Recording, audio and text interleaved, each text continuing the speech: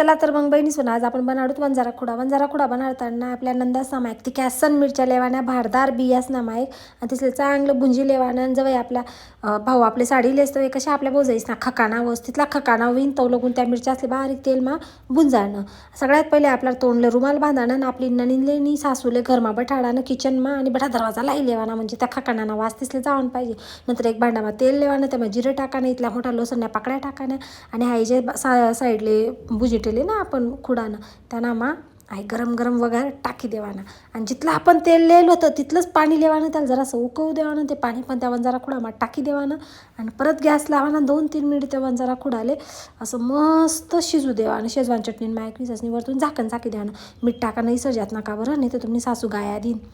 आणि त्यानंतर मग मस्त भांडावा काढानं जरासं शायनिंग मारानं आयतं नंदा असले चेंदाले देवानं त्याच काम नाही राहतेस खाम धंदा मा अजिबात यावत नाही.